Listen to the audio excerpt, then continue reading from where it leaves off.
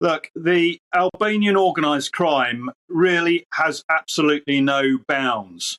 They have for years been involved, for example, in trafficking of human organs, body parts, from children.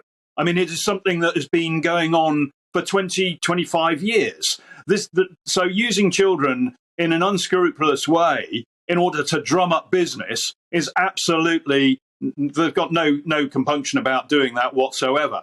And of course, if you look at this whole business as sort of the civilian or the sort of the legal version of all of this is really like a travel agent and with tourists. In this particular case, what you've got operators, the people smugglers, who are moving people, just like a tour operator. And just like a tour operator, they're going to try and drum up business in every way they can. But slightly unlike a tour operator, they are going to be lying and deceiving their sort of clients, if you like, as well as actually moving members of their own crime groups across. Yeah, well, Henry, I suppose this question posed next is whether or not they are lying and deceiving, because is it actually true that if I turned up on a beach in Kent or Dover or wherever with a child that I was claiming was my own, I would be more likely to stay in the UK? The answer, Patrick, is yes. And right. The reason for that is because there is a whole lot of stuff about families and keeping families together. And so if you can prove some familial link, that's fine. But how do you prove that? And my concern here would be that this marketing ploy on the part of the people smugglers will also result, I have no doubt, having dealt with Albanian organised crime before in Albania and in the region, I have absolutely no doubt that this will lead to people effectively abducting children and bringing children along, making out they're members of the family where they are not. So there's all sorts of things tied up in this. But again, these people smugglers do not care. As far as I'm concerned, they're as bad as a terrorist.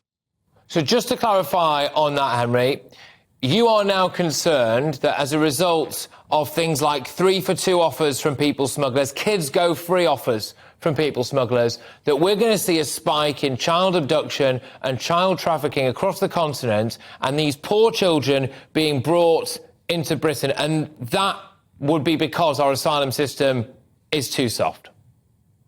It's also because our asylum system is, quite frankly, naive.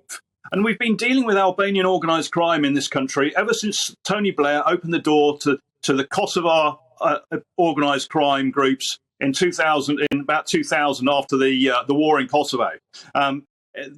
Albania has been infiltrating particularly British and Swedish sort of criminal markets, if you like, ever since then, particularly in the narcotics and the vice trade. And they will, and they do in the region. They sell children. They sell children's body parts and sort of and organs.